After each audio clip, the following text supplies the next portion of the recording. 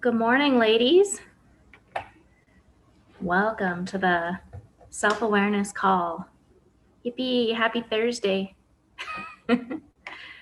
How many of you, does it feel like Thursday today or not so much?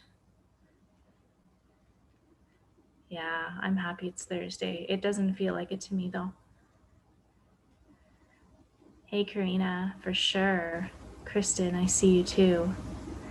Yeah, well, ladies, we're just going to get into a prayer and we're going to get right into some coaching as everyone's coming on. So I just want to invite you to get into a really comfortable space right now. Feel where your body's touching the chair and your feet are touching the floor. Close your eyes if you want to. Take in a couple really good breaths.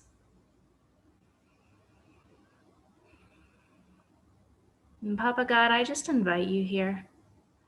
You are already here, but we want to acknowledge you. We want to invite your presence here because we know it's your presence that makes the difference. It's your love encountering us that makes the difference in our healing. You are our healing. And we're just so thankful. God, I would just ask that you would help all of us own our space really well today. And just notice how we're feeling in our bodies, in our thoughts, in our emotions, in our situations. And God, I would ask that as we're noticing, that you would come alongside us and Holy Spirit would remind us of what we remember from past experiences that remind us of similar ones we're going through now. That the Holy Spirit would remind us of similar feelings, similar thoughts, and what made the difference for us when we've encountered these similar friends in the past. How did they help us? How did they bring us more towards what we needed? What lessons did you teach us back then, Lord? What did we learn with you as we stepped into communion with you, holding your hand, letting you hold our hand while we go through life? Lord God, help us to get out of our boxes today. Wherever we feel stuck, wherever we feel that we just can't go forward, God, I would just invite your light to invade our box and to show us that the lid's actually off and that we actually don't have to do anything different than what we're doing. We just get to explore the outside of the box and perhaps even pop out, whatever that looks like. And you're always willing to give us a hand with that first step and every step after. You never leave us alone. Thankfully. We love you, Lord. We just thank you for what you're going to do in this coaching call today and what you're going to partner with us in doing in this coaching call today, Lord. We just thank you. Amen. All right. Let's get into some coaching, ladies. Yeah. Awesome. So we have Kristen up first. Hi. Hi, Kristen. Hi. How are you? I'm good. How are you feeling? Good. You look very beautiful. Aw, thank you. You do too. I um I need some help because I think through prayer that I've come to the decision to end it with my boyfriend. And so I'm realizing that I have a lot of, I don't know what you would call it, but I've heard that it's like a mentality when you think you don't deserve good things, and that you have a thing of like, I feel like I have this like victim thing where I sort of just expect to be a victim in every circumstance. And so this relationship has really triggered my abandonment route for a very long time. I would say up to a year. And I feel like this last couple of weeks, with COVID getting worse, he's been pushing my codependency, which is saying, Kristen, you need to feel this love by going to this person, and there's nothing else that can fill this in this like frame. It's only him. That's what I'm telling myself. Mm. So I feel like I'm just like in this desperate thing of like, oh, I just need to go there to fill it, which is totally wrong. Um, and it's that rejection thing where if I talk to my boyfriend about these issues, I'm so scared of being rejected because it feels like my whole worth is on the line. And it feels Mm. like what I deserve is to be unhappy in the relationship, but I'm not abandoned. I don't know if that Mm. makes sense, but it feels safer not to be abandoned by him than being happy in the relationship. So what I'm hearing is you're scared of being alone, but you feel like in the relationship you need to be punished. Yeah, like it, and it feels like during the day when there's light out, I'm like, no, no, no, you can do this. I've been praying. I'm like, that's the right thing. I know it's the right thing. And then the sun goes down. That triggers me, that's a trigger I've dealt with a long time. And then I'm like totally back to like, okay, I'm traveling. So it's like it's like an emotional like roller coaster. But Yeah. I do know what God's been saying, especially this morning, is really revealing to me some things. Okay. I shared in the group, which is really nice. And I don't want my abandonment route to be guiding the my life. So I want to be self-aware, but I don't know where to start. Right. Yeah. Okay.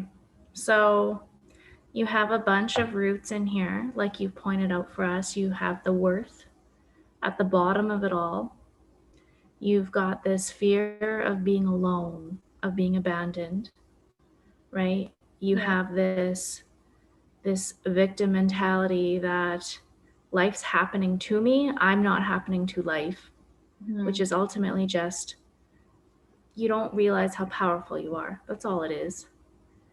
And and then you have I don't deserve good things, and good things aren't here for me. I have to like grab at straws in order to get good things. So, out of those four roots, which do you feel comes first, Kristen? Which one feels the most significant? That kind of either allows more life to flow. Like if you had love in one of those areas, like which one would make it feel so that, wow, like I feel okay now to go after this one, Mhm. right? Yeah, I think what I'm starting to realize is that this abandonment route is the big evil thing that's just keep coming up because that's causing the fear and anxiety, and that's what kind of multiplies in different areas, if it's my worth or if it's just victim mentality, or it feels like it's just this like I can't be alone, so I have to like you know fight in all these areas to keep Right. filling this thing. Yeah. So is this still this little girl? I can't remember how old was she who was stuck in her room. Her mom locked her in there. Yeah, she was young. I would say she was probably 8 or 9. Yeah. Yeah. Yeah. So do you feel that this belief that I can't be alone because it means that I'm abandoned, I can't be alone because I'm not going to be okay. Do you feel that logic is coming from Kristen now, or do you feel like it's coming from that 9-year-old little girl's logic? Yeah, it feels like because it's happened twice. It happened with my mom, and then it Okay. happened with um, one of my exes. Sort of like the similar thing. I think that's why it's so deep because yeah, and it's Right. always nighttime. That's why I struggle when it gets dark. Right. Yeah. Okay. Yeah, I see how the vulnerability of nighttime can really make a difference there. Yeah. So, Kristen, what I want you to know is the belief always comes first. Okay. So, when you were 9, you decided, okay, this pain I'm feeling, it can be explained through this idea that I'm not okay, I'm abandoned. Mm. My mom left me. I can't trust anyone to be here for me because she was supposed to be here for me and she wasn't. And therefore, nobody loves me, nobody cares about me. And it's what my life's going to look like. And I'm going to tell myself this story right now so that I'm going to be prepared when it happens again and again and again, because this is what I'm believing for myself. Yes, and also what you're saying there because it feels like I can't be all of me to be loved. Like when I had to pretend that I was sleeping well for my mom not to do that to me, to be in that room. Mm, Oh, I love sleeping. I love going to bed, and then the door will be open, right? So like it feels like I'm compromising to get that love. right. So do you feel like showing up in the way that other people want you to show up, the way that you think is acceptable to show up, do you think that is going to be like this really grand invite, kind of like a landing pad for a plane, saying, "Here, I'm over here. This is how I want love now." It's kind of like an invitation, Yeah. right? Instead of recognizing that you have a voice and you're powerful, but because you don't feel you're worthy, you don't know you're powerful. And because you don't know you're powerful, you feel like you have to show up a certain way as an invite for other people to come in and love you. Yeah. Did I lose you? No, no, no. No, no, no. I was just thinking, but yeah, that's exactly it. Yeah. So that comes from a different root. That comes from the powerlessness Mm. and the codependency. Like we all do it to an extent. We people please because we want to get something out of it. It's not because we're 100% selfless. Like we have a need and we need it met. Right? And when we don't realize we're powerful, we will turn to codependent ways to try to get that need met because we feel like we don't have any other options. But, hun, that's your 9-year-old girl telling you that because she doesn't know any better. Mm. So you had that situation with your ex-boyfriend, and that proved your belief because you were looking for that to be proved in your life. Like you had already decided, okay, from this moment on, Kristen is going to be abandoned and rejected. This is the pain we've experienced. I'm just not lovable. My mom didn't love me. She didn't show up. I'm not okay. I'm not going to be okay. So if I lead from this place, then I'm not going to be startled by a different reality. Like I'm going to know what to expect going forward. And safety comes in comfortable um, states where we know what's going to happen next, right? Sometimes we take comfort in what we know, the pain we know versus the pain we don't know, right? So if we can expect the pain that we're going to come and walk into, then it's somehow in a morbid way safer for us, right? And I don't want to say morbid because it's not. It's natural. It's what we all do. Right? Because we don't know any better. And so yeah, that's the logic from 9-year-old Kristen. And I want you to know, Kristen, like you're not 9 anymore. And so you do get to choose what you want your new belief to look like that you're going to start leading with. Mm-hmm. And I see how the powerfulness, like your mindset of knowing your worth and knowing who you are and knowing your capable qualities because of what God gave you, Kristen. I see that how that plays into play. Like when you stand in that powerful woman essence that you are, who God made you to be, you're going to know, you're going to have confidence, not in yourself, not in your mom, not in other people to show up for you, but in God Yeah. to show up for you through the people. Right. And it's okay that you're not there yet. I want you to know that. I want you to give yourself permission and to not partner with shame in this and add another factor onto the pile. Mm-hmm. Right? Let's just bring you love and acceptance and acknowledgement. Hey, this is where you are, and you get to own it. And sometimes, like, owning it and stepping out of denial is the first step to start moving in a different direction. And it's like, I had to do this last week. I didn't recognize that I was partnering with control in some areas of my life in order to get more of what I wanted as well. And I didn't like that thought. I was like, no. That says that I'm this way, that I'm this, that I'm bad, that I'm nasty. And I'm like, well, like, I don't want to own that. And honestly, at the end of the day, like, we're only doing our best, guys. Like, we don't have to be perfect. Yeah. We don't have to sit in this identity that what we do is who we are. Who we are comes from him. And just because I have some nasty qualities sometimes, it doesn't make me nasty. It means that I've got a heart that has so much lack at times that I've been leading from that kind of a action because I didn't know any better. But now that I'm awakened to it and I see it, if I own that and be like, wow, like, yeah, I have partnered with control here. I have, and it sucks. But I realize why I did it, and I'm not bad. I really needed love, and I really didn't know how to get it any other way. But now I'm going to own that. Okay, like, I get to go into process with control, and I get to walk with God with that, hold his hand and let him help me. And it's okay. Mm-hmm. It's just another part of my process, right? And as soon as I do that, I can release its hold on me because I'm bringing it to the light.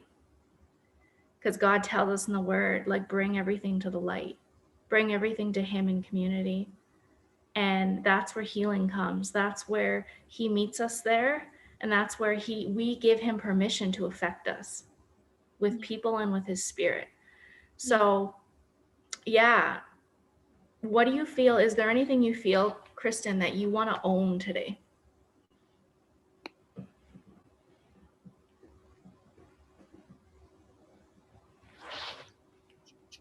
I feel like more than anything, I really want to move, beyond this. So that looks like, not partnering with this anymore. That's a huge one. Because I partner with this so easily that I don't even question it. Like, it's just like breathing, and I don't want that anymore. So I don't know what that looks like. I've started to chip on it in encounters. Yeah. Which I think has been good. And but I don't know what else it would look like to, like, dig into this. Right. So do you want to make a declaration? Do you want to kind of set everything straight and start fresh and walk in a new direction and, like, kind of do some relational work with your heart, with God, right here, right now, and just kind of, like, choose into a new way? Yeah. Yeah. All right. Let's do some hard work. Anybody else feel like there's anything that they want to give up today?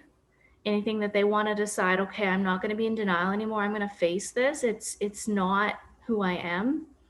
It's just something I've been partnering with and I don't want it anymore. I'd love for you to join Kristen in this and me. And yeah, let's give it up. Let's lay it at the cross, guys. Okay. All right. Close your eyes. Put your hands on your heart.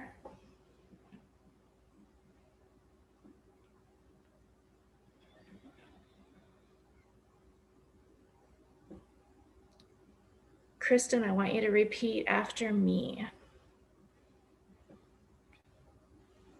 Kristen's heart. Kristen's heart. I have been partnering with seeing myself differently than the way God sees us.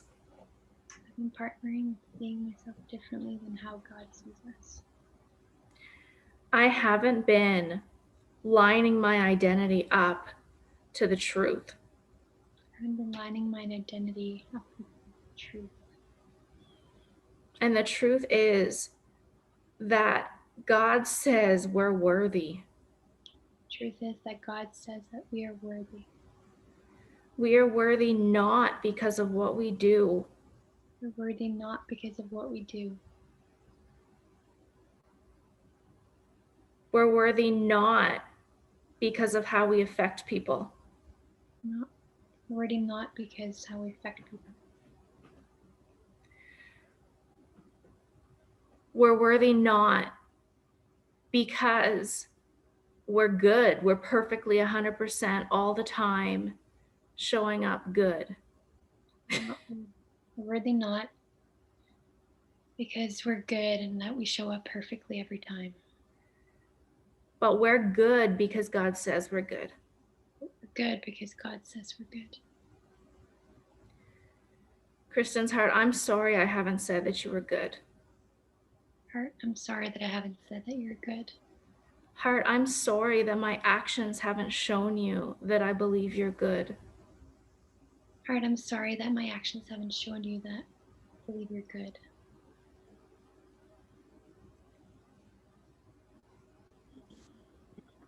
Kristen's heart, we're going to do differently.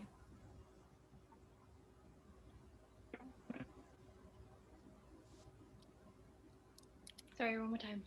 Sure. Kristen's heart, we're going to do differently. Heart, we're going to do differently. Going forward,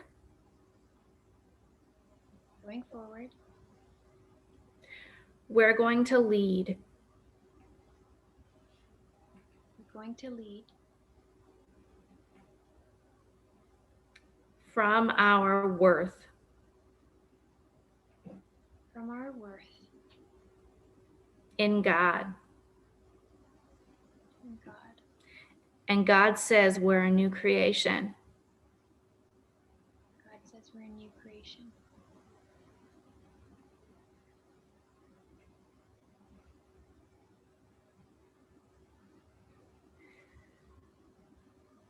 Kristen's heart, what do you feel that you, is there anything that you want to confess or ask forgiveness from God for? Or is there anything you would like to confess or ask God to forgive?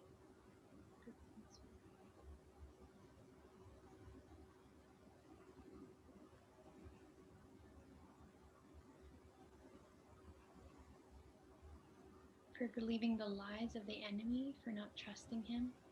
Yeah, that's so good. That's so good. What are those lies, Kristen's heart? What are those lies?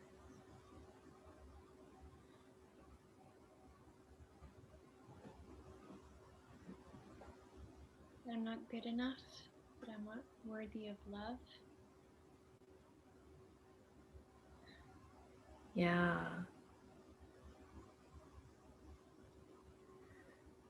I want to invite you, Kristen to bring this to God and leave it with Him. And you can do this now.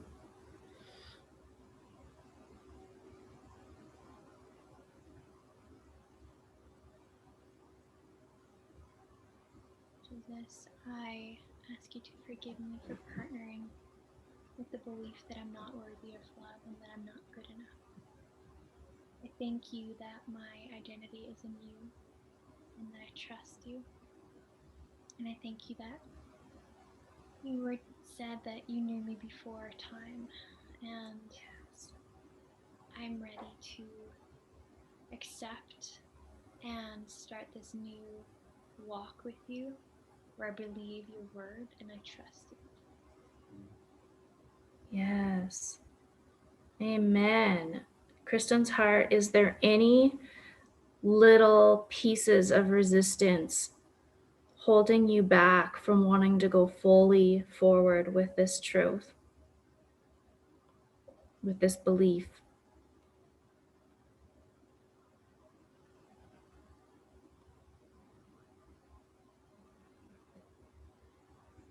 Yeah, it's like, what if he leaves me?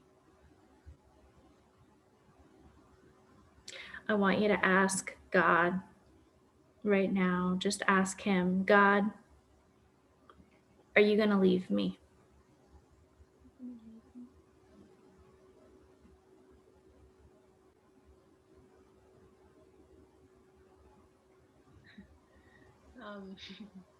He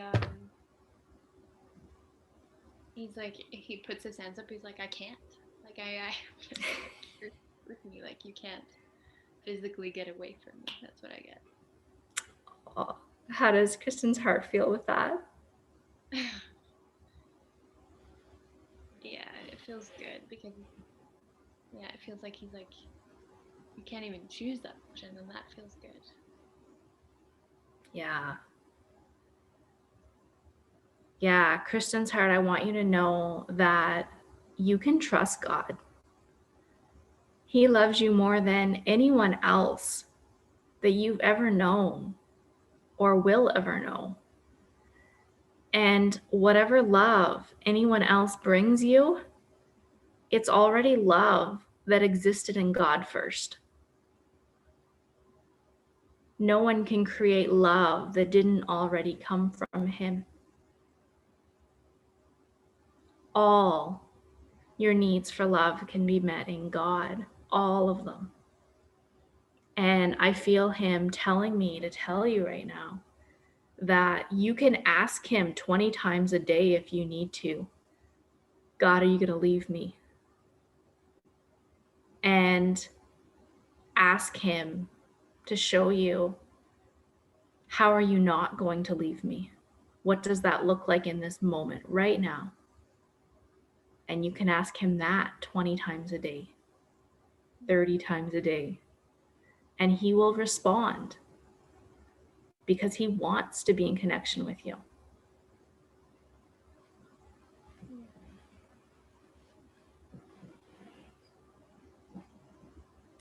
How do you feel, Kristen? I feel really good. Oh, Thank good. you. You're so welcome.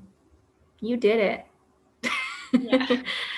And you know what? Like, I tried to make that really candid, and I kind of fumbled over my words there a little bit on purpose, because I want you ladies to know it really matters less of what you say. It matters more your heart intention, your heart posture. Anyone can do this, right? You're just literally coming to God and you're saying, hey, this is what I have. I've been holding on to it. This is why I've been doing that. I don't want to anymore. It's not serving me anymore. And it's actually sin because it's keeping me in disconnection to you. Yeah. That's all sin is. It's disconnection from God. That's it. And I want to give this to you. What are you going to give me so that I can hang on to that instead? And expect, like, have your hands open with your heart posture and receive, like let yourself receive. And if you're having a hard time receiving, notice that. Notice what that resistance looks like, feels like, right? And then that's something else you can go after that he wants to partner with you in. So just know this is all an invitation to just go deeper and deeper and deeper and learn more about yourself, more about God. Yes, I love it. Thank you. You're so welcome, Kristen. Way to go.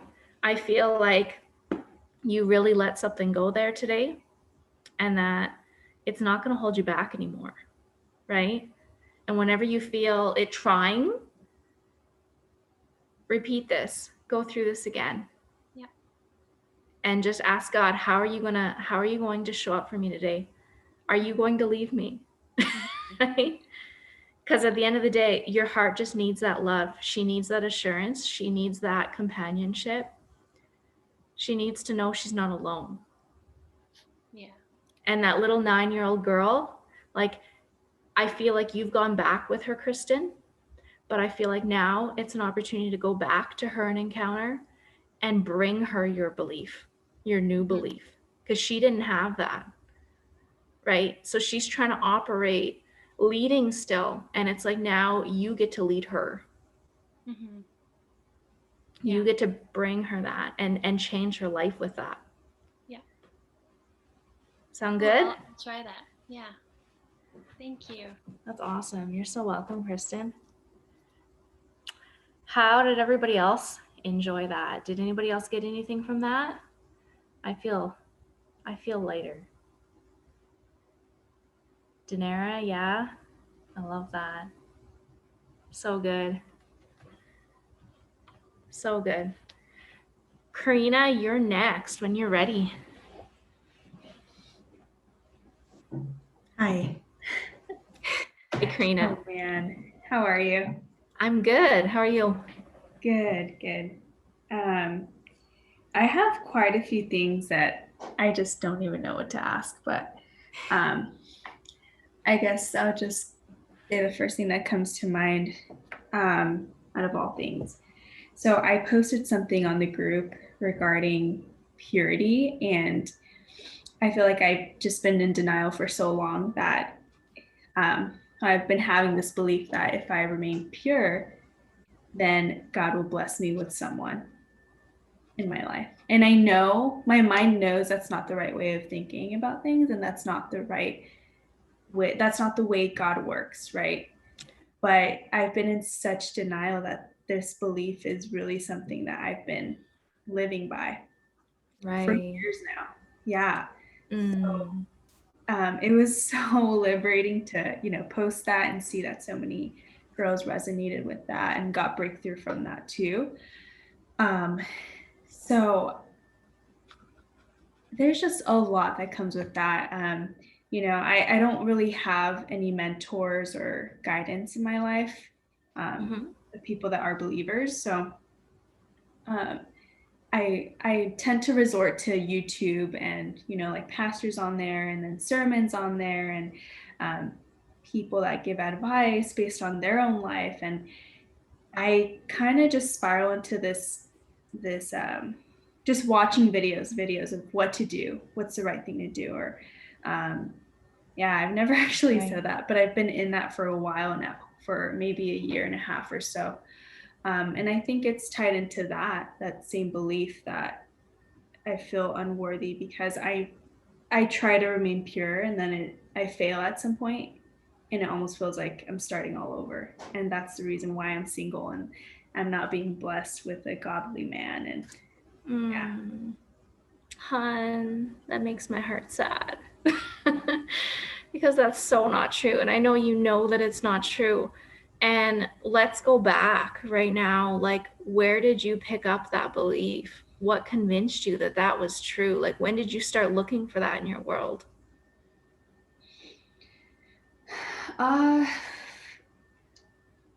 I think back to when I was with my ex-boyfriend. I remember I was 17, and the whole purity thing, I grew up going to church. So I knew about it, and I remember trying to stay pure in that relationship, and I kind of failed. And, I gave into, being intimate with this guy that was my boyfriend at the time. And I felt so much shame. And I felt so much conviction when we would have relational, like, intimacy, Mhm. to the point where every time it would be happening, I'd be in tears Yeah. because of how bad I felt. And Right. sometimes I felt like I was being watched because I knew I wasn't doing the right thing. Right. And that lasted for 4 years. And eventually I, broke it off, and I knew it wasn't healthy. That relationship was keeping me from my relationship with God. So I don't know. I think that's where it came from. Just so much anger, and knowing that I could have, like, I wish I was stronger to fight that. Like, I knew what was right, and I knew how I wanted to remain pure, right? I don't know if this is making sense. Yeah, it is. So you But blame yourself, right? yeah. Yeah. Oh, that shame, hun. And we have very similar stories in that sense. You're not alone. Like, how many of you have gone through something like that and struggled and blamed yourself? Yeah, you're not alone, Karina. You're not alone. And what we get to dive into today is you knew deep down what you wanted, and it wasn't that. So, what convinced you to lead in that direction that was going against your beliefs inside, against your what you knew was true? What felt a little bit bigger than the truth? I felt obligated to give back to this person in that way. Because I had said no for so long. And it finally came to a point where it's like, okay, well, I've been saying no for long enough. I should probably just do it. And so, yeah. I have a question just popped into my head that's like really good, and it must have come from God. When did the relationship start becoming about him and not about the both of you?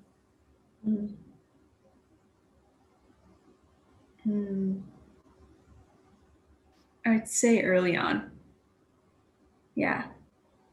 And that was one of my other questions, actually, because I tend to do that. I just make things about other people, and when it comes down to even friendships, it just happens.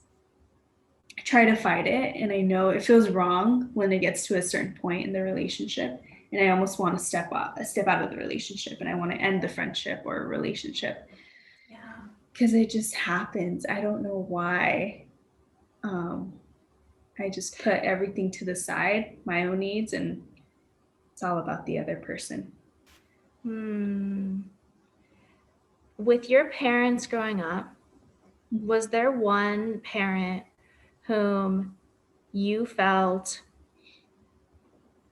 you had no place to really be seen or be known or get your needs met? Like you kind of felt obligated with them in some way to do something or to show up a certain way or be something that wasn't authentically who Karina was? Yeah. Who would you say that was with?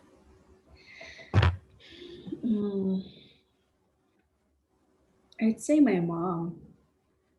Yeah. Yeah. My dad was an alcoholic, so he wasn't really there. Or he gave me that space because he just didn't require anything really. He was just drunk all the time. But yeah, my mom was very controlling, and I can see why she was in a very unhealthy relationship, but it kind of poured into her kids. Right. So Wow.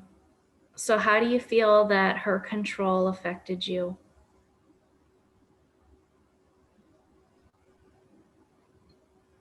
pretty bad. Yeah. Yeah, Yeah. really bet. bad.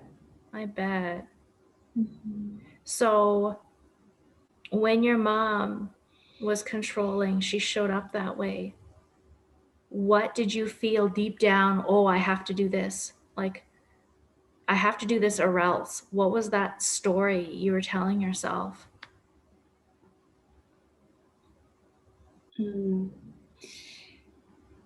I almost feel like I'm going to be disowned if I don't. Hmm. Your belonging. Yeah.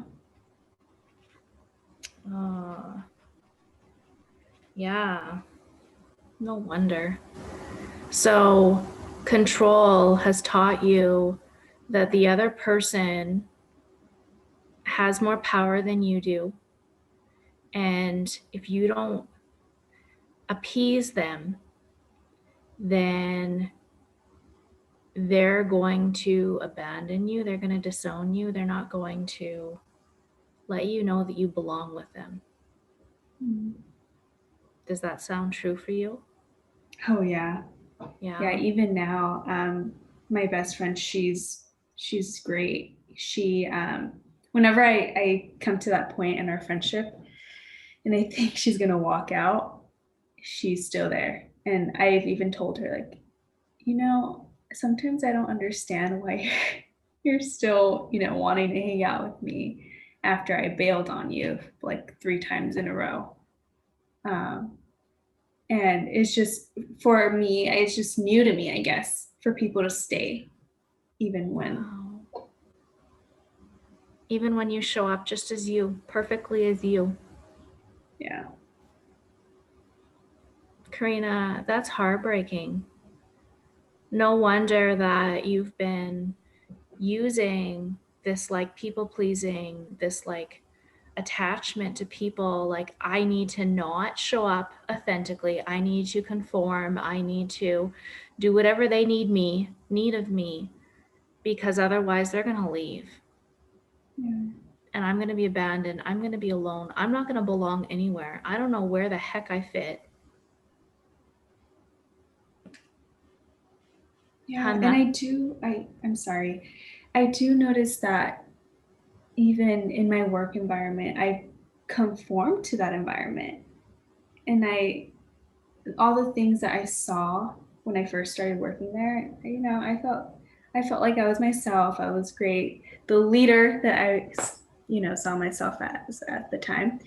But now I feel like at this point, and it happens with relationships too, I conform and I just kind of blend in with the environment, even if it's not the healthiest.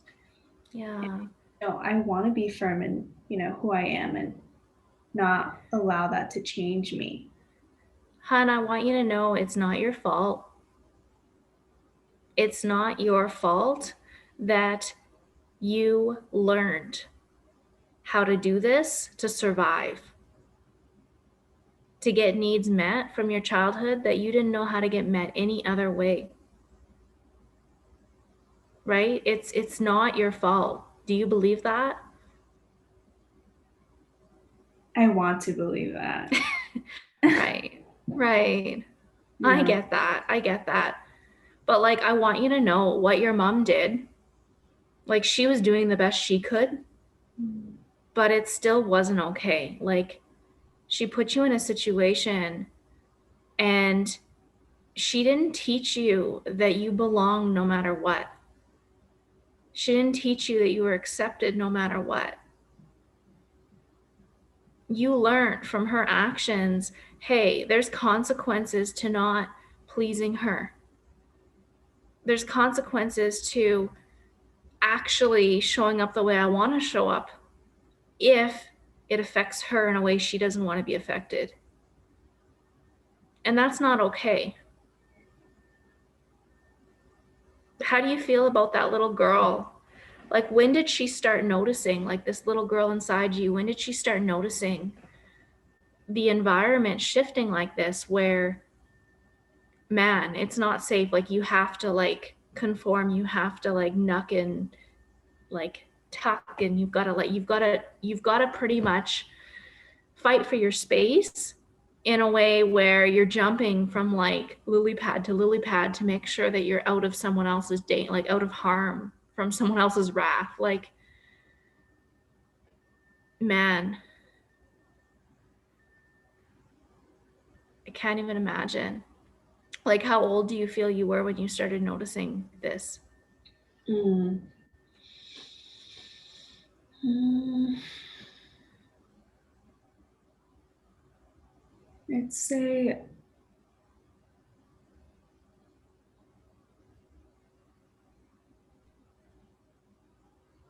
I want to say 8, but I'm pretty sure I felt that before that.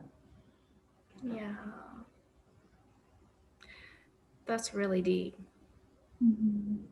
That's really deep. What do you feel that little 8-year-old girl needs?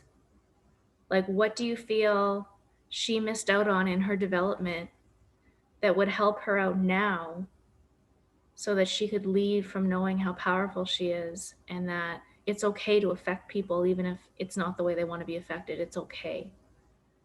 And it doesn't make you bad. It doesn't make you rejectable. You still belong.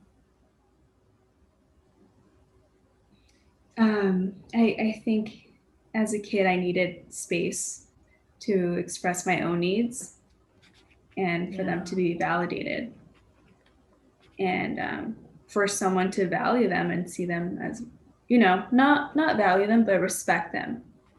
Say, okay, well, this is important to you, so let's make room for that here.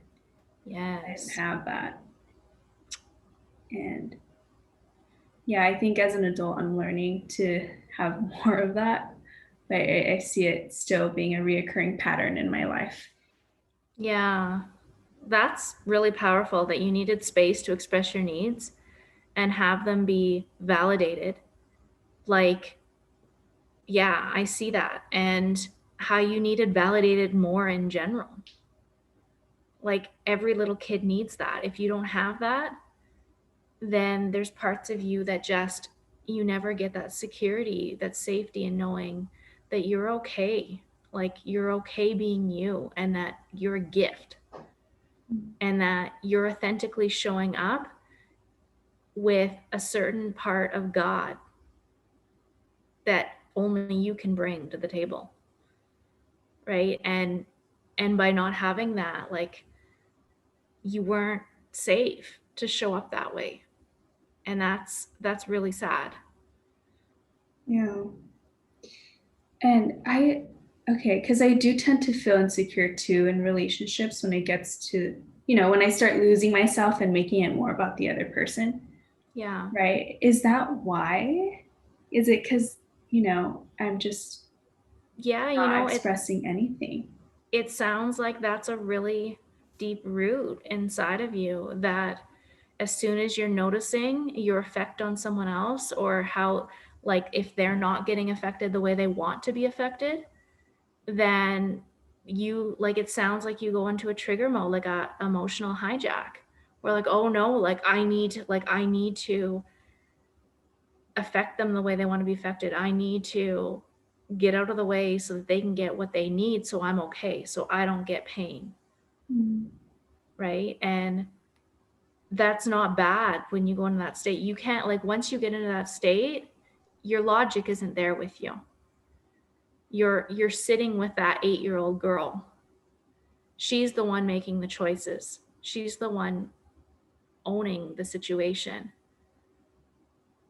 Right? And so hopefully that will help you see that you really don't need to blame yourself here. Like, you can own your actions, but your actions were coming from a little 8-year-old girl. She didn't know how to do it differently, right? Because her mama taught her, get out of the way. Yeah. Wow, it's so good that you put it that way. I've been reacting from my 8-year-old self. Yeah, It kind of makes me look at myself with a lot more compassion. good. That's perfect. Instead of telling myself like, no, I should not be doing that. I'm an adult. Like, I'm 25. Why am I doing that? So yeah, it kind of makes me look at myself a little more with compassion That's so good. in that way. Karina, like that's it. Like that's the key. That's the secret sauce right there. It's like recognizing when we react, when we take an action we really don't like, we get to notice that, hey, like if we knew better, we would do differently. Right? Like we're doing what we knew, what we grew up learning to be truth. Like when we're in a hijack state, we react at that emotional level that we stopped growing in. And if it was 8, you're going to respond like an 8-year-old. And it's okay. It's okay. You just get to help her grow forward. That's the whole point of this healing process. She's growing up with you. You get to reparent her. You get to show her that there's, hey, hun, I'm going to hold your hand. You're not alone anymore. We're going to help you learn to have a voice. We're going to help you recognize how powerful you are with me holding your hand and with Jesus holding your hand on the other side. And that it's actually perfect for you to have that voice and show up. It's actually God's gift to this world through you. And people miss out. They really miss out the more we suppress our voices, suppress our powerfulness that God gave us. He gave us all authority. He gave us dominion over this world. So in that compassion, Karina, do you feel like there's anything you want to say to your heart, to your little girl?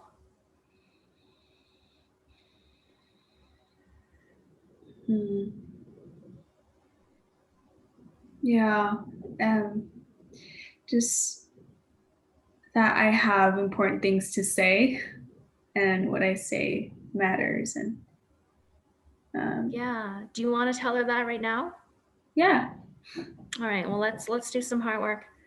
Anyone else who relates, same thing. Let's get in this. Let's have some compassion for our hearts and tell them like what we're discovering, what we're realizing, what we're sorry for. Now that we have this new awareness, like, oh, heart, I see you now. Let's let them know we see them. Because that's healing too. All right, Karina, take it away. You're doing such a good job.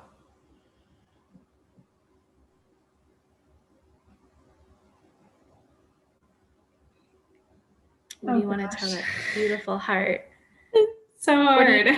What do you notice in her? Let's start with that. What do you notice that you hadn't noticed before today? I've noticed that I lacked a lot of compassion in that area. That I made myself small and haven't given myself space unless someone gives me permission for that space. And I don't have to wait for that permission. And that even though I show up and own my voice and say the things that I need and that I feel and that I think, it's not too much. And it's not too much for people to handle. Yeah.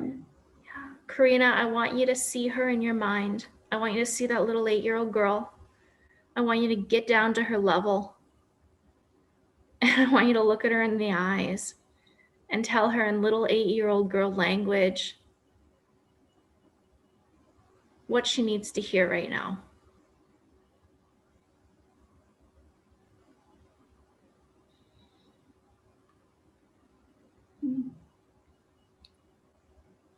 What you have to say matters, And your feelings and what you feel are so valid, and they're important. They're so important, and I cherish them. Yeah. And they bless me. They bless others. Yeah. So So good. no more holding back.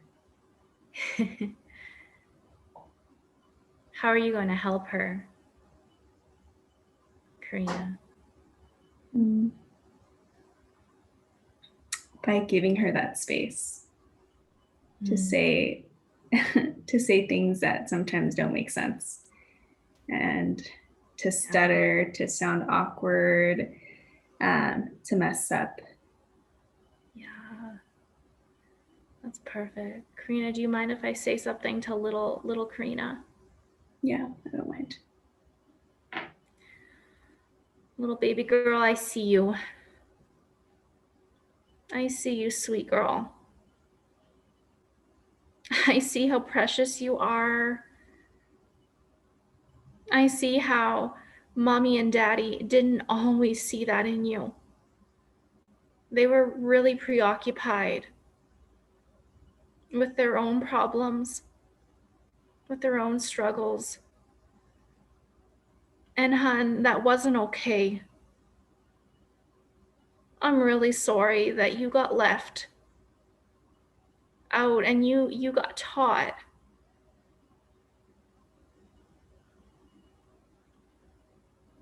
that it wasn't okay for you to have a voice. It wasn't okay for you to take up space. Hun, take up space. Hun, we want to hear you. Your voice matters, little Karina.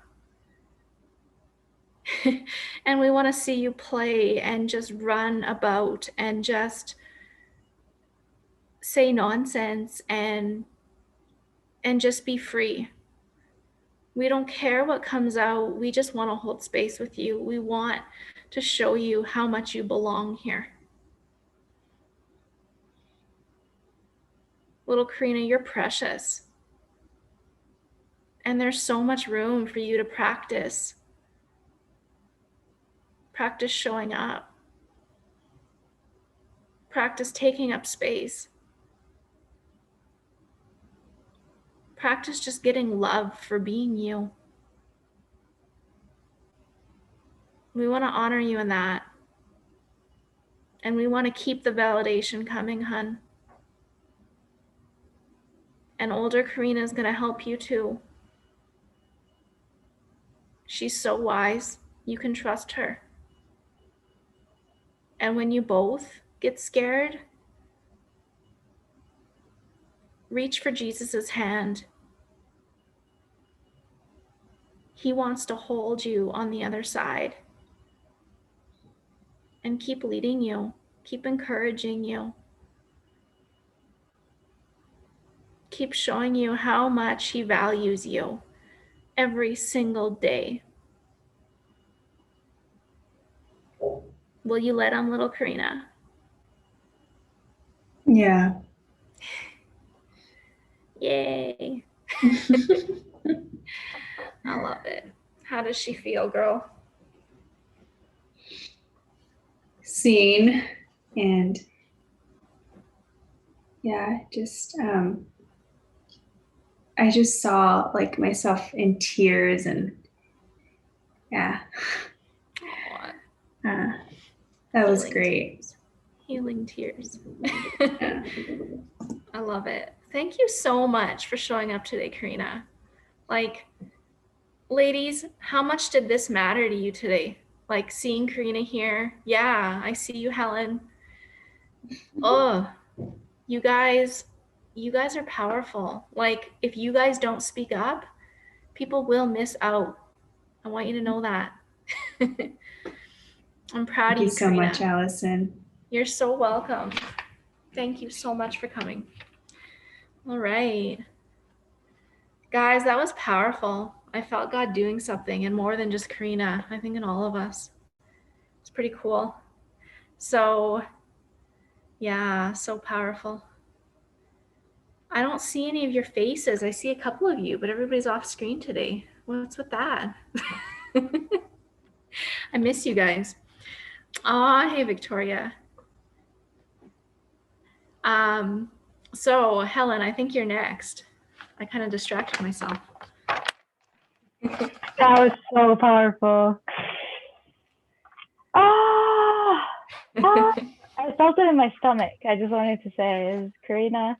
I had a very similar concern that I wanted to be coached today. It's a little different, but Okay. it's wow. I'm just processing it because I felt it in my stomach. But oh man, our voice matters. Or voicing out and showing up is not a nuisance, and it's not selfish, and that's important. Yeah, you're right. Yeah. That goes to how nervous I am, I think, of taking up this space. I am. And it's you, Allison. I love it. Thank you so much for that coaching last week. I have felt so much in my body afterwards. I'm still not digesting anything. I still have, but I'm trying to push into it because I feel like there's some trauma that was locked in my body. And I let my guard down, and there's like so much flowing. It's insane. I feel like high all the time. It's like because I felt like I locked it down so much that the intuition and the connection with my gut, connection with God, and connection with my creativity just got unleashed a little bit, and it's like the water that's like flowing from a dam. And I've been writing and writing and writing, and I've been doing all these like creativity work that I really wanted to do, but I was like, what am I going to write about? And but now there's so much, and I just wanted to say that, oh, you did that work in me, Allison, and I'm really grateful, and I feel like I can finally get started on this process of being able to open my mind without feeling like a weakie. And that's my worries. I think I used to think that there was false victimization to go back to my childhood because everybody has a hard time. I don't have AC. Is it ACE, like adverse childhood experience? But little did I know, I have just locked it down. So, yeah.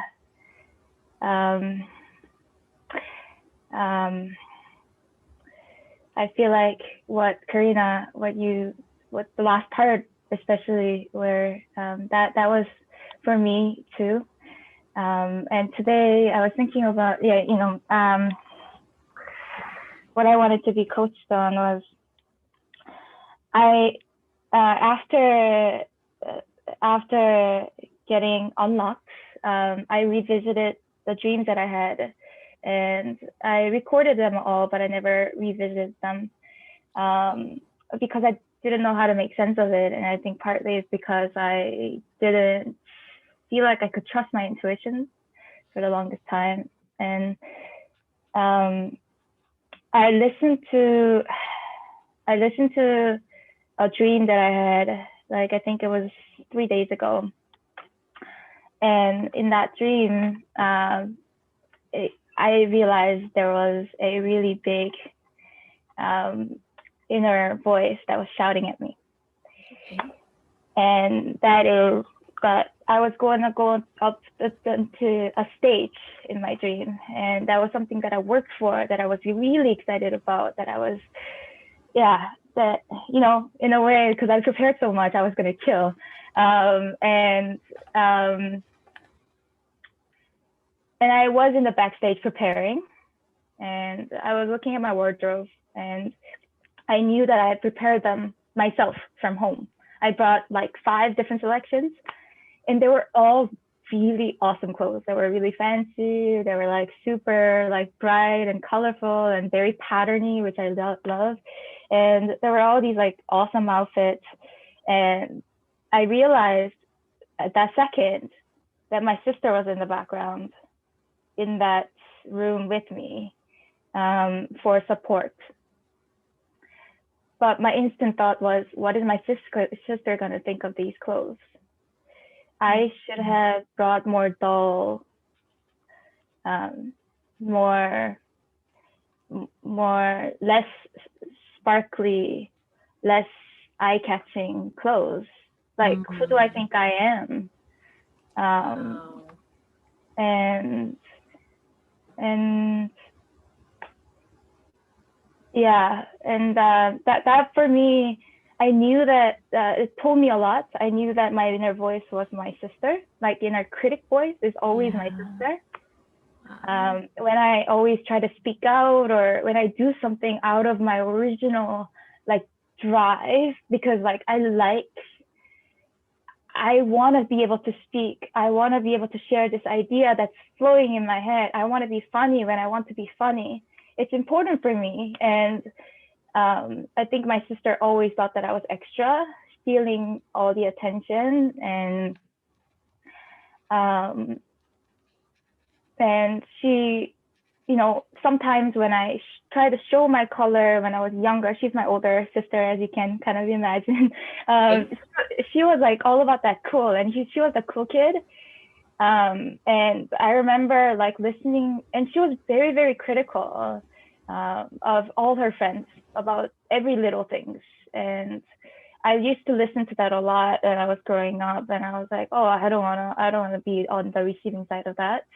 She would criticize people about bangs and like hairdo, like perfume, whatever. And I remember I didn't have color until she left for college. Like I didn't know, and she says it herself that you blossomed into a human being when she left. And let's stop there for a second. How did you feel like when she told you that, when you blossomed as a human being when she left for college?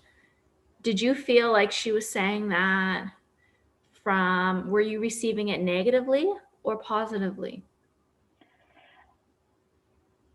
I think that was positive. But I do know that my sister still gives me a lot of backhanded compliments. So I don't post on Instagram because my sister will see it. And if my sister wasn't there, I would post a lot. I would share a lot.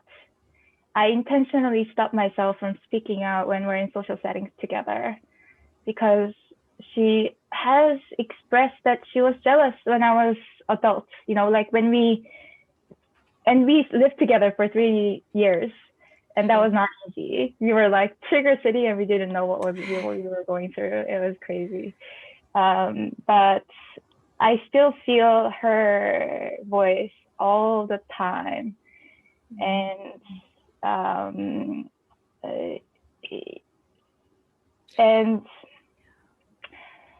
that's painful, Helen. It's painful. So let's just go with this, and then if you feel like your heart has more to say, then please feel free to share that as we go. Let's start with this. So it sounds like your sister, like you mentioned, that your sister is pretty much the voice of your inner critic, because growing up, she was very critical to you. And it sounds like her criticism, her criticalness, the goal of it, it sounds like from your perspective, from your narrative, was to keep you from stealing attention. Is that right? Yeah. So anything I do out of ordinary, and whatever that ordinary meant quiet, ordinary meant not being noticed, would be me looking for attention. And I really feel suffocated by that. Right. Well, that's going against who God made you to be. Like, He didn't create you to be ordinary. right? And she might have been jealous. She might have been leading from a big sister trying to take care of you and protect you deep down, because maybe when she wasn't ordinary, when she stood out, she got pain. Who knows? We don't know her narrative. And that's a whole other story where later on I feel you're going to get to explore so that you can bring in compassion for your sister on that and forgive and release and all that. But right now, like, this is about you, Helen. And when your sister was critical towards you, okay, when she was using that behavior to get more of what she wanted for you, what kind of pain did you experience? You mentioned that you missed out, like you felt like you were out of attention. Like, and we know that you need that. Like, everybody has a healthy need for attention, right? What else? What else? What kind of pain did you experience? I think that disconnect with my gut happened then. Like I'd rather not tap into that, you know, that space where I feel alive. If that's going to cause another person harm. And, you know, I could be bland. I could be easily, and I will. So you felt limited, you felt restricted. What else? What other kind of pain did you feel? I felt paralyzed. Like I had to be like a log, inanimate.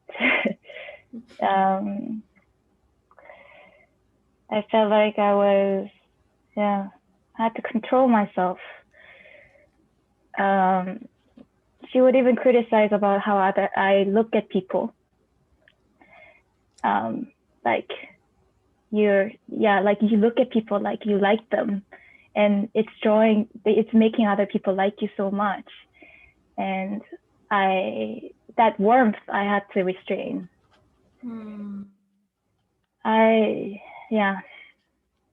Wow. So it affected you. You felt like you had to be over responsible for the way you showed up so that you wouldn't affect someone. I see how this relates to Karina. I see so much, right?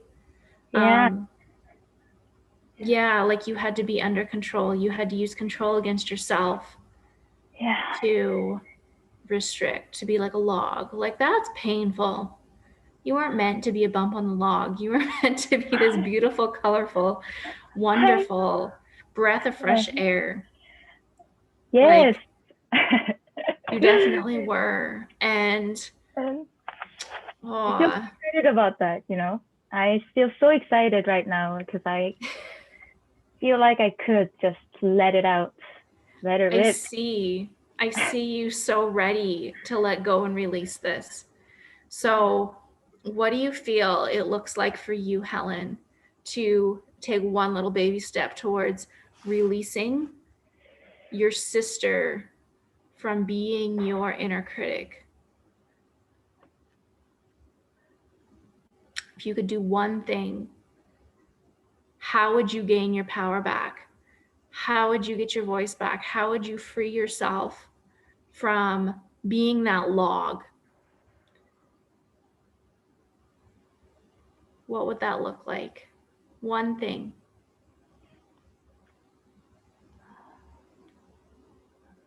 It doesn't have to be huge and dynamic. It could be one little teeny little baby step.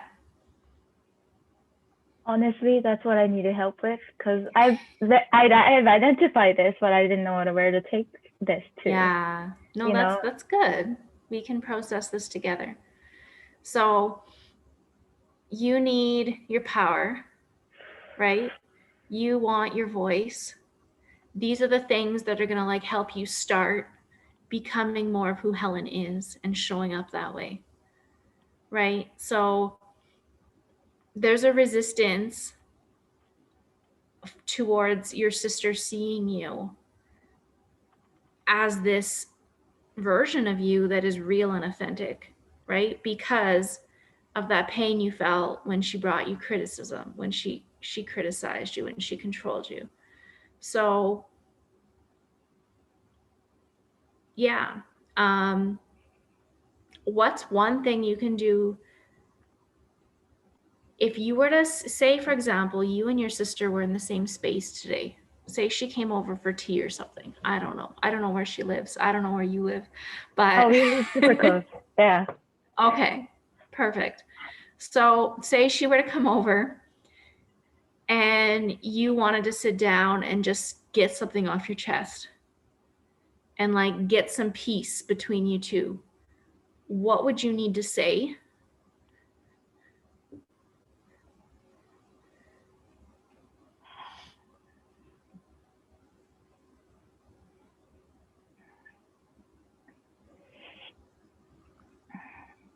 I can think of some. Yeah, let's hear.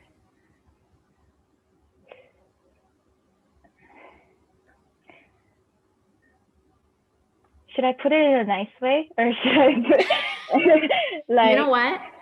What does your heart need to be heard in? She Like can you be were, nice. She can let it out bluntly. She has so much freedom here. because I usually would put it in such a nice way that nobody would really get what I'm saying. Right. It's just Right. being confrontation. But what I really want to say is that you were so mean to me. Yeah. Yeah. You were mean to me without you knowing. And I asked you to go therapy with me, and you rejected. Wow. And I knew that there was something bigger, there was something embedded. I knew that you were not able to love me. And I get it, because I feel the same about you. I have rivalry with you. I have inferiority with you. I have jealousy of you. I have the same thing. But you say these things that you don't know are mean. Yeah. You scoff at me when I do anything new. You always laugh at my clothes.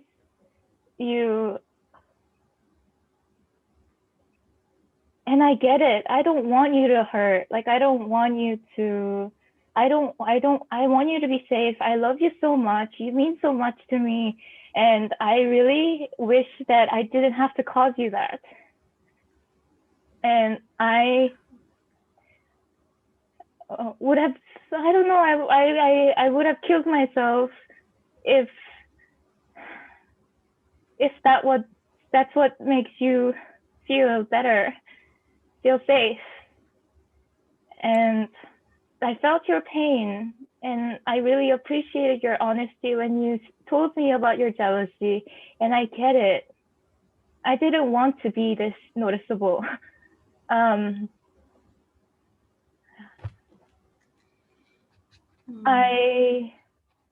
didn't need all that attention, but I wanted to be creative, and I feel like I killed myself, that part of myself, for you. And I know we're always growing and we're in a different place right now, but my inner critic is still you. And I feel bad for blaming you for everything. And I'm sorry, but I just really, maybe I need some distance. And I just don't want your compliment if it's going to be backhanded. I don't want you to see me if that's going to bother you. But I need to go on stage.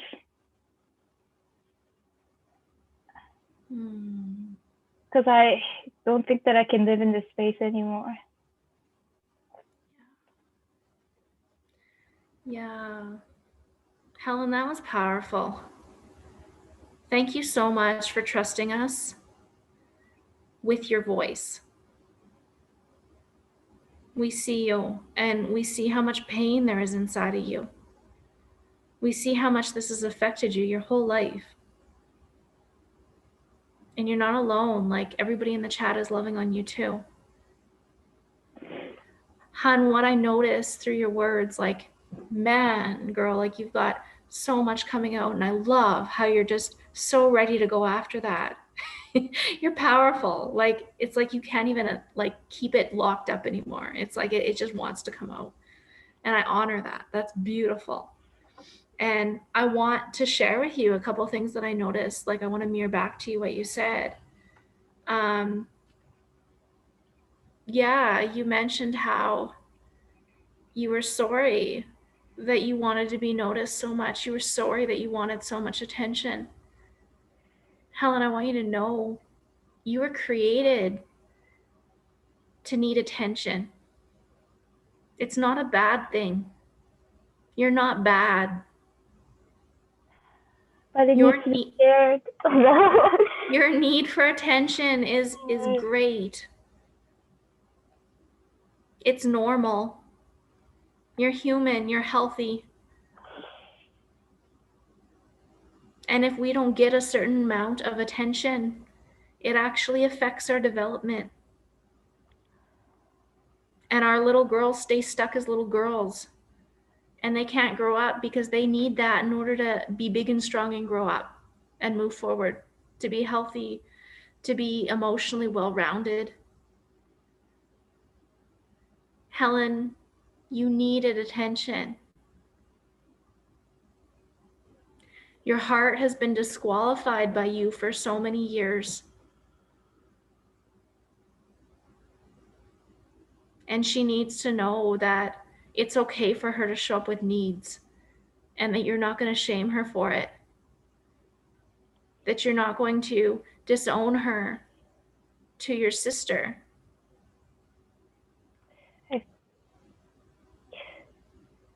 I feel like I have $100,000 in my bank account. Okay. And she has 100.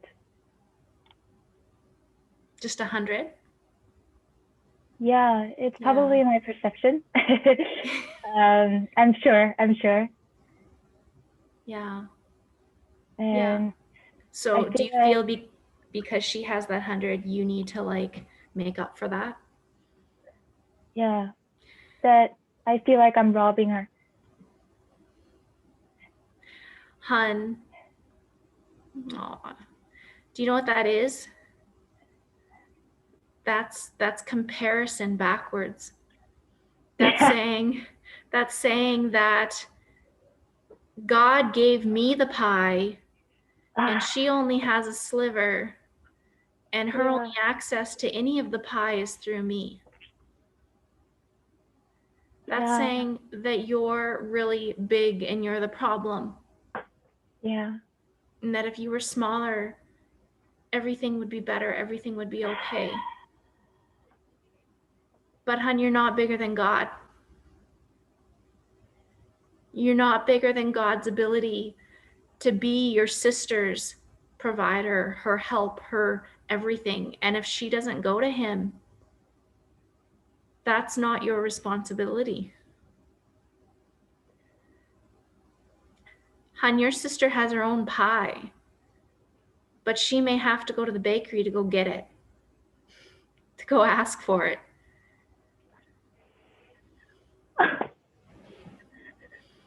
Yeah. What if she never goes? What if she's in pain? The Holy Spirit is there for her to tug on her heartstrings, to motivate her, to encourage her towards going after what she's needed more in her life, just like you did, Helen. She has the same opportunities you do, and you can love on her, you can encourage her. But that does not mean that it's kind or loving or healthy or compassionate for you to disqualify yourself.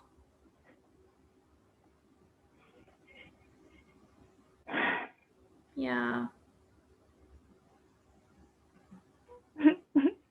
Yeah.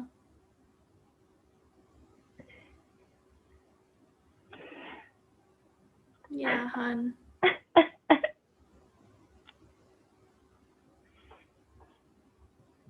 You're so okay. You're so okay to not be okay.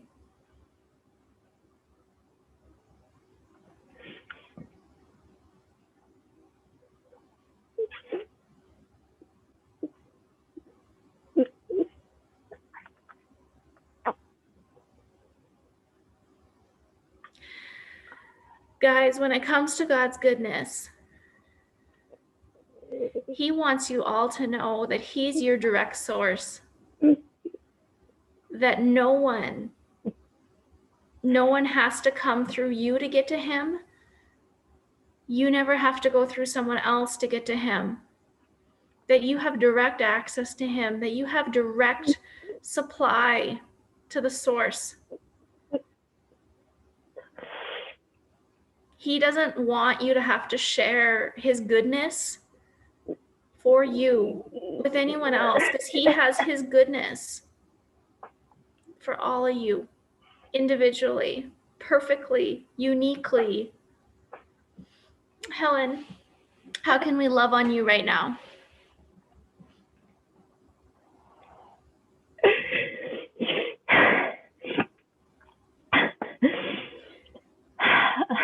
Yeah.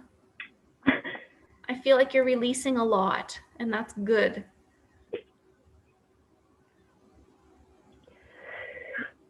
I feel like I think it just clicked with me for the first time that I feel guilty. So I felt like my parents loved me more.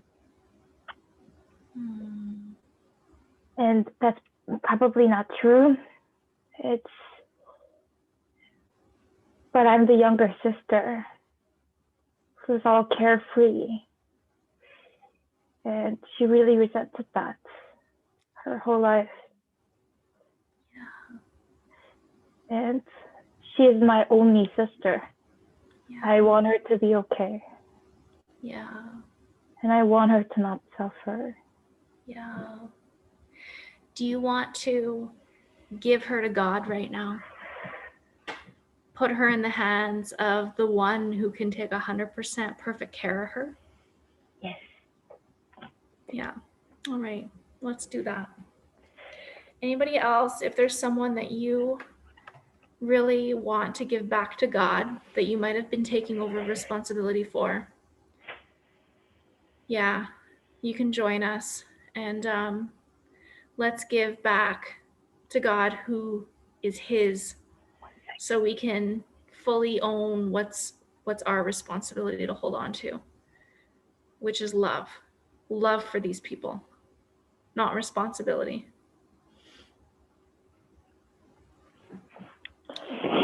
Yeah. All right. You ready, Helen? Yeah. All right. Let's put our hand on our heart and let's close our eyes. And if you want to just repeat after me, that's so okay.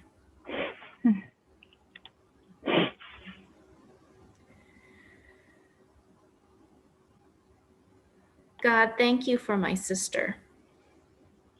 Thank you for my sister. I love her so much. I love her so much. I am so grateful for her. I'm so grateful for her. God, I know you love her. God, I know you love her. Even more than I do. Even more than I do. You have plans for her. You have plans for her. You cherish her. You cherish her. Your heart seeks after her too. Your heart seeks after her too. God, I trust my sister with you. God, I trust my sister with you. God, I trust you with my sister. God, I trust you with my sister. I'm sorry for taking responsibility. I'm sorry, God, for taking responsibility That was really yours. that was really yours.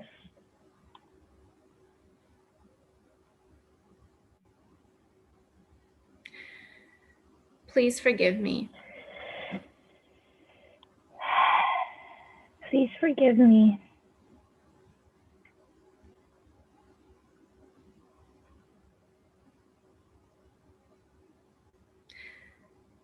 I'm ready to receive. I'm ready to receive What you want me to hold on to. what you want me to hold on to. What you want me to be responsible for. What you want me to be responsible for.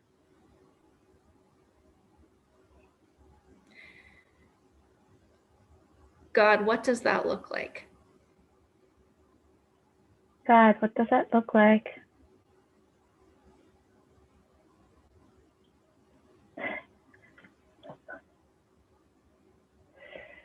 What's he saying, Helen? Honestly, I think I was realizing that I was feeling alive and free, and I should be in the infomercial for this. I should be in the promotional material for this, because that's the vision that you have, right? For Amen. participants, yeah. Amen. Like Jenny says, that can be arranged. You gotta get me on right this second though. That's the only time. So that's the only time. I'll try to live like this for a while, but It's who you are, hun. It's who you are. God's setting you free, and he's helping you release different spots inside you that have been in so much bondage for so long, so stuck, so dark, and he's bringing his light in. His light is changing you, and I can see it on your face. And I'm excited to see what you're going to look like in 6 months. Seriously. I might, dye my hair rainbow. You're a gem, hun. Like, you so are. And how do you feel after giving your sister over to God?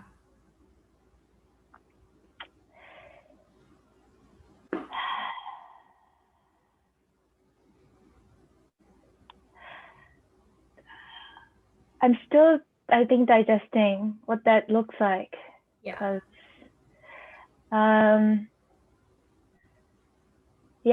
I've never stopped worrying about the people I love, and I do take false responsibility for them. So it's not, I'm new to the area of just mending myself.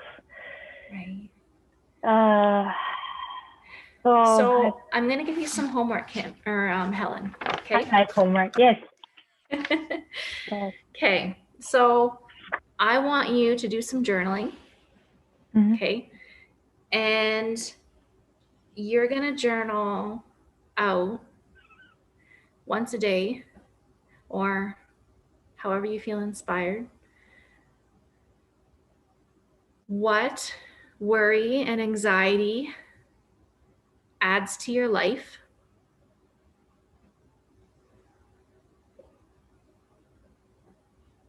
Okay. How it helps your sister.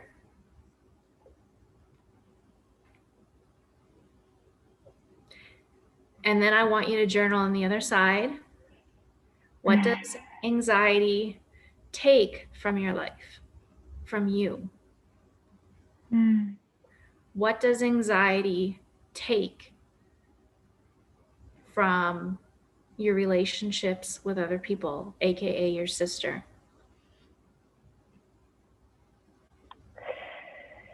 And God. That's an important relationship too, right? Because it's going to affect every relationship in your life.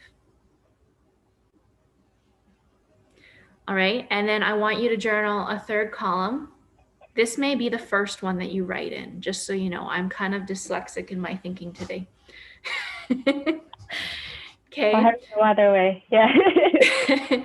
So the third column or the first column, whichever you want to put, how do I think worrying is going to help me and my sister?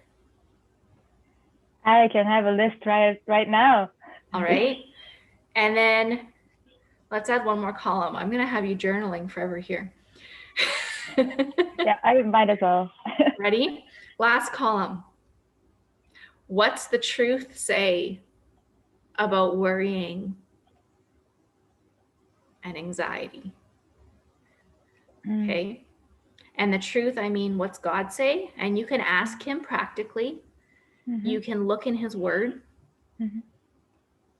You can listen to sermons, however you feel inspired to hear from God, really. Mm. Okay.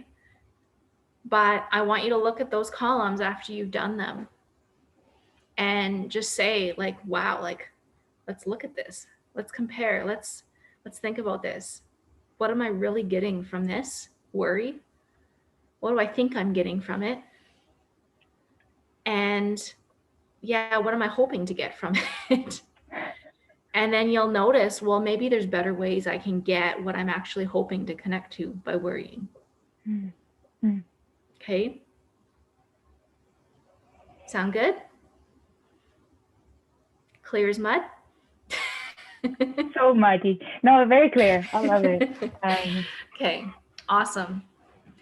And just remember, Helen, it's one step at a time. And if you need to keep releasing more, because when we release things, sometimes we don't get a clear cut from the whole over responsibility inside of us and give it to God. Sometimes we have to give it piece by piece.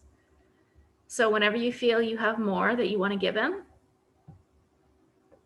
take it to him and give it to him. And always remember, he's going to give you something in return. Okay. All right. Thanks, you. hun. That's awesome. Kim, if you wouldn't mind, or Kim, what do I want to call you? That's your last name. Helen. People do that, and I get it. I get it. I think I look like a Kim. People, you kind of do. People call me priest, so don't feel bad. So that's my last name. I could be different. So Helen, yeah. I think Katie wrote it out. If you want to write out in the chat for everyone your homework, that'd be really helpful for everyone. Thank you, Katie. Okay. Thank you so much, the guys. homework for me. All right. All right. Next we have, I wrote it down here on my papers galore. I think we have Victoria K. Oh, she hopped off. Sarita, you're up next. Hey. Hey, girl. How you doing? Good. How are you? I'm good. This has been such a great call already. I was like, what the heck was my original question? Because I didn't write it down. And now I'm like, Well, that's good. Your heart will give you a new one. Yeah. I know, and I'm like, okay, self-awareness. I'm trying to stay on track. I'm learning to stay on track, y'all. Look at you go. Look at you go. You should ask when I first started this. Oh man, I was all over the place. So. You have come a long ways, hon. Long ways. Thank you.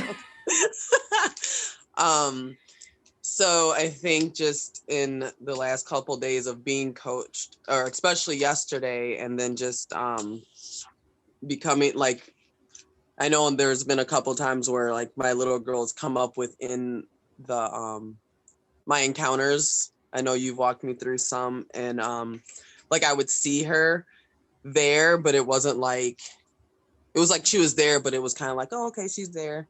But yesterday, when I was coaching, like I literally like saw, like it was almost like she was looking up at me, and I was kind of standing looking down, like down some stairs, and it was just like, oh, there she is, like in like a totally different way. And so I'm still kind of processing that and just kind of being more aware of like what's happening like with me and in me. And like I was relating so much to like so many things that each woman was saying, like about hiding who you really were. And so Right. it's like, I think I'm really trying to like, I think for a while I was really like trying to force myself to understand and to know and to figure out who I really am, especially since my husband's died, because it's like I was with him for a total of 17 years. we started dating when I was 20. Was I 20? I think so. Yeah. I'm trying to remember. I think I was 20 when we started dating, because I turned 21 like a couple months after we started dating. So it was like January of 2003. And so, and we dated for almost 3 years, and then we got married. We were married Right. for almost 4 years, then we were divorced for a year and a little bit, and then we got remarried, and then he died. And it'll be 6 months on Saturday since he's died. So I think, I don't know if maybe that's got something to do with it, where it's like things are starting to like break up, and I'm starting to be able to just kind of come out of the cloud, I guess. Yeah. But like one of the things I resonated with was about how you kind of hide who you really are Yeah. in order to not make the other person like feel uncomfortable.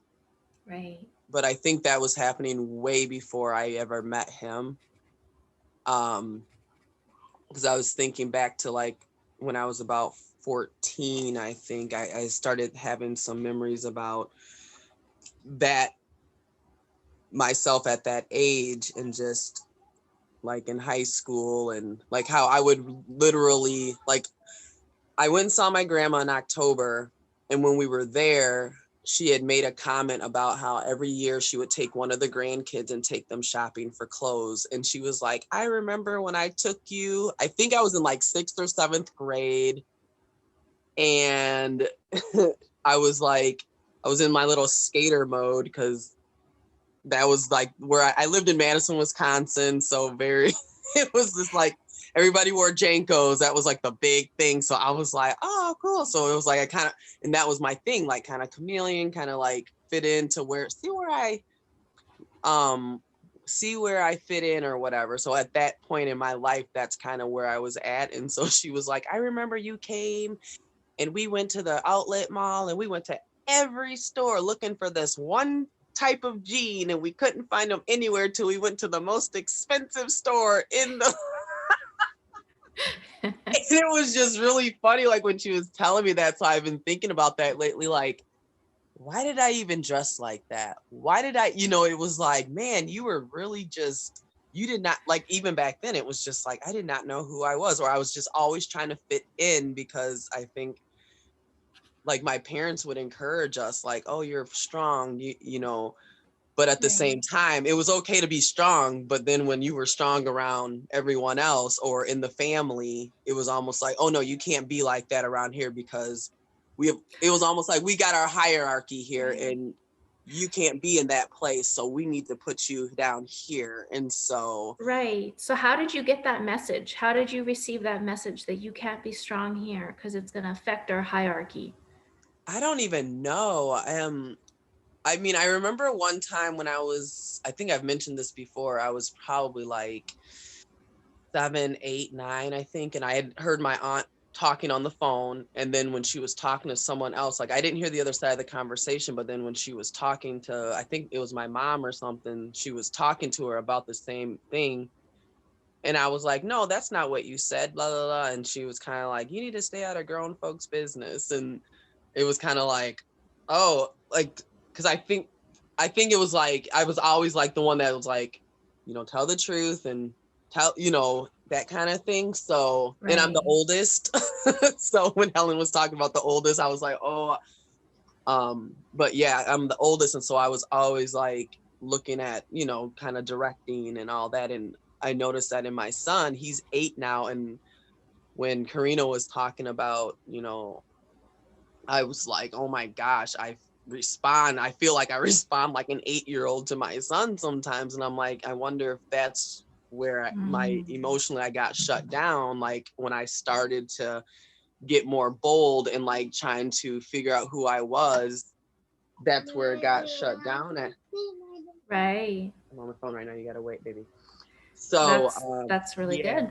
So I was like, okay, there's something with 8-year-old or somewhere in that area, and then getting older, and then like Karina was saying, like kind of saying yes to things that maybe my heart didn't want to, because even in that part, I was like, by the time I was 14, 15, 16, I would like say yes to things that like I knew I shouldn't be saying yes to, but I did anyway, because it was like, but this is how I can get what I need. And I know I can control this. Right. And so I put myself in really bad situations or just gave myself over to different people because of that. Right. So Sarita, did that start? Did that pattern in you start where you started to conform after the situation with your aunt? Is that kind of like the pivotal moment where you realized, hey, like I value the truth a whole lot. I want to do the right thing. I'm trying to figure out who I am, and I'm trying to be good. I'm trying to do the right thing and just own that. And she kind of called me out on that. And did you feel like from that moment on, you kind of started thinking, well, hey, maybe I don't get my needs met if I show up as this person? I think it started before that, because when my parents had separated, my dad had this girlfriend that he would always go and see. And he's the one who taught us about the Bible and God and take us to church. And my mom did too, but once they separated, he did. And I remember one time he was going to we lived in Wisconsin. We were going to go to Great America. And on our way, we got a flat tire. And so we got it fixed, but then we wouldn't have had enough time to like get there and enjoy the whole day. So he's like, all right, we'll go tomorrow instead. We're like, okay. And then he's like, oh, we'll go by Mary's house. And we were all like, no, we don't want to go to Mary's house. We don't we kind of were like, we'd rather just go back home. But he was like, no. And so it was just like, it was a constant thing of like, we would voice like, we don't want to go there. So I think it started with that, where we didn't want to be in certain places with him, and then we would have to go anyway, and we didn't have a say as children. And so that was probably the first time that happened, and then it happened in other situations. And I think after that, it was kind of like, that's kind of where that probably came from. So when you had to go, sorry, that was your dad? Yeah, that was my dad. Yeah. So when you had to go with him and you guys didn't want to go with him, what was causing the resistance to go? Like what were you going to get more of if you went with him? Like if we would go home versus going to her house. Oh, we would just have his presence, because when we would go there, that was like his little lady, whatever. So they would literally just be in the room for hours. So then we'd be left as children with her children, and she had 3 children. And so we would quote unquote play house with the kids. And I don't think there was ever any like really inappropriate touch with them, but we were left alone for hours just to play while they were in the room. And there would be times, of course, I had younger siblings. I was the oldest, so I had younger siblings. And so it's like we were trying to keep them occupied. And, then. So like, did you feel that your need for attention and quality time was going to be taken from you, and instead you had to be responsible for your other siblings? I think it was more just freedom to kind of do what we wanted, because at her house we couldn't do anything. We couldn't go outside. We couldn't Okay. play outside because we were confined in the house because they were in the bedroom and they couldn't watch us outside. Where at home, my dad would sit out on the porch. We could be outside. We could play, run around with our friends and that Okay. kind of thing. So there was definitely like no freedom there. Okay. I got you. Yeah. Right. Right.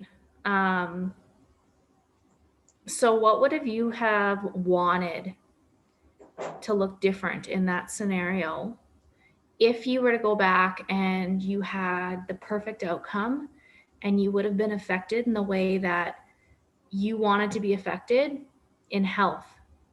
Like, what did you need in that situation that you didn't get?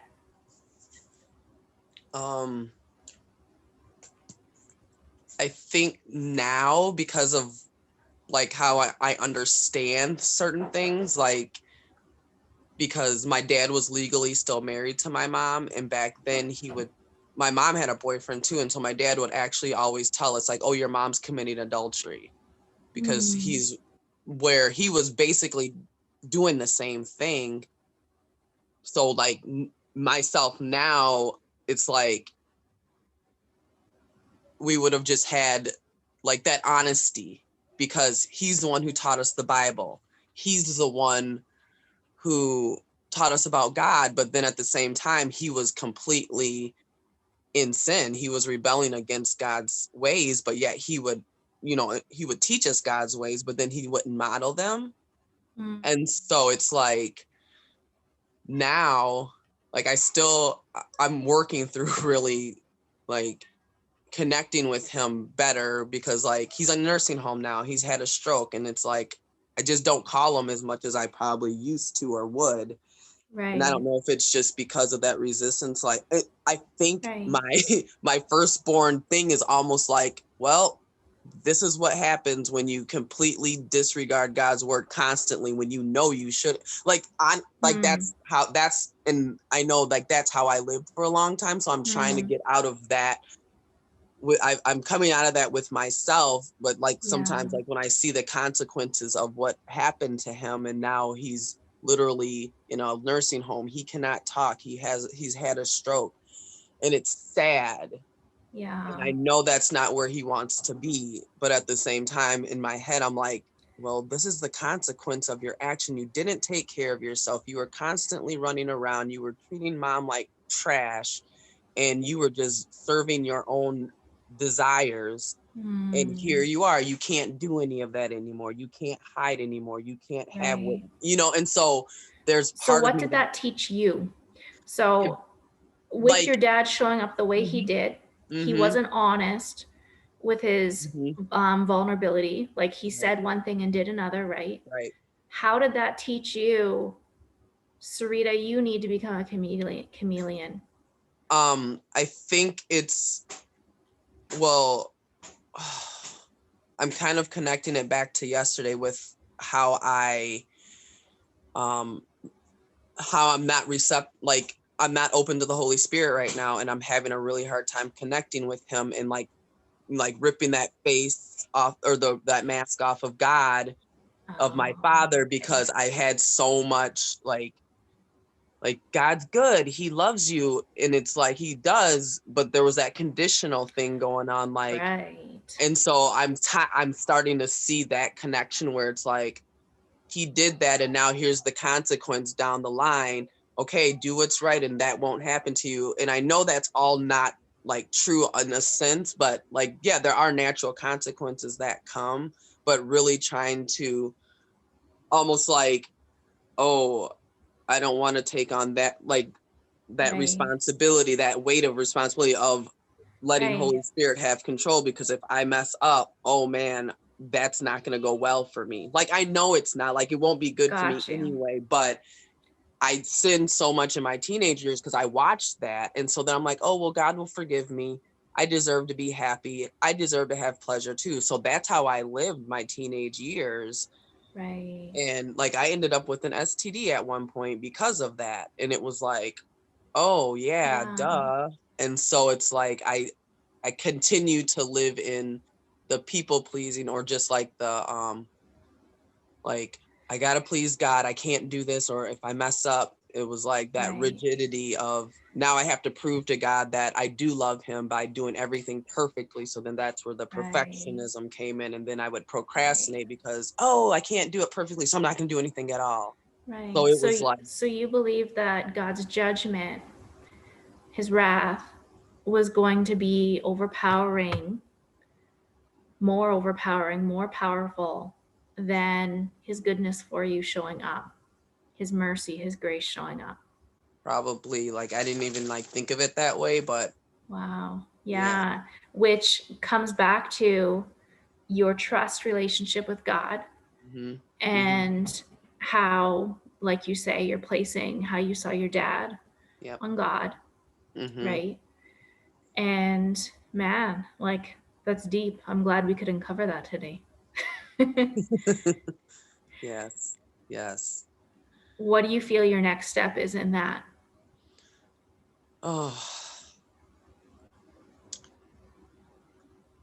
I don't know. I mean, it's really weird, but honestly, I'm like, I don't know. Maybe I just need to like sit and think about this for a while. Like, Yeah. I want to process through, but at the same time, I'm like, yeah, that's good. And I think that's part of my whole perfectionism, procrastination, and like my personality of like, okay, I recognized it. Now let's get it fixed. Right. And And now you're realizing yeah, that the healing is sitting in it for a little yeah. bit. Yeah. Because that's what I did even with this program. Like when I went through the 9 weeks, like I went through it because I kind of was like, okay, I want to see what this is going to look like. I did some of the homework, but there were times I just couldn't. But at the same time, I didn't always just rest in certain things and let it sit, because I was like, okay, now how is this going to build onto the next thing? So Right. I'm glad I went through it. I think because I don't think if I would have probably just got really stuck. But at the same time, I'm recognizing that I need to. So I'm gonna go back through again because I have enough time to Oh, go through again. I love this, Rita. But Like you're teaching us all that it's okay. Like even when a process or when an action served us in some part of our life, mhm, it's okay. Like you're saying, you needed to go through the whole course probably once, yeah, and that was good. yeah, But it doesn't mean that health is going to look like staying in that action. right, That God may not ask us to choose a different action from a different layer of health once we go after that. Right. And you're recognizing that rest now is probably more where God wants you. And I love that. That's showing me how much self-awareness has grown in you, hun. Like since you started, I see that. I see that so much. There's this peace about you, this serenity, almost like this. I'm still learning to trust God, but I'm here and I'm good. And yeah, I yeah. love it. And that's gonna be like my next thing is actually going through it again. Like I'm like, okay, because I've done that before where I'm like, okay, I want to go through this again, and then it's like I never do. So I'm like, I really need to make sure I do that. So I got my little calendar and I've started filling it out. So there's actually stuff written on it. so, Oh, I love so, that. yeah, so Good I'm job. really gonna actually do it because I'm like, I know I need to, and I want to. So Good job. yeah. Yeah, when things feel light, like it's a get to, like you're feeling like, yeah, God's going to give you the strength, the energy, and everything to do that. When things are feeling like heavy, like a burden, like, oh, I got to go through this course again. Yeah. Maybe that's not the thing. Mhm. Maybe God wants a person just watch one video again or go Right. to one point, right? So that's so Yeah. awesome that you're recognizing that in yourself. Way to go. Thank you. I love this call, guys. I would love to hear if there's one thing that you guys it knocked your socks off and it gave you the power that you needed to take the next step that you need in your life. I'd love to hear it. And if you don't want to share it here, we always love reviews on our business website too. So you can bring that. Helen, there's a place for you there too. We would love that too. We always love just hearing like the breakthroughs you guys get. It's so amazing. Katie, do I have to pick just one? No, you don't have to, but I'd love to hear one. I love it. Helen, you're writing a poem. That's awesome. I love it. Well, you know what? I learned today, guys, that you don't even have to be in the best mood to just show up. Because this morning, honestly, like I was feeling achy and sore, and I'm like, I feel like an old lady, and I really don't really feel like I'm in the mood to coach today.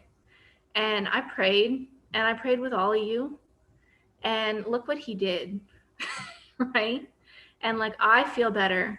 I don't know about you guys, but man, like it's not all on us. It's not all on our shoulders, and we can give him the weight. We can give him the weight. How old do I feel when I'm reacting and responding? I like that. That's good. I need more confidence in yourself. Yes, Linnea. Yes. Katie says, asking God if there's any more beliefs I need to surrender to him. Yes. Aw, Becky, love you too.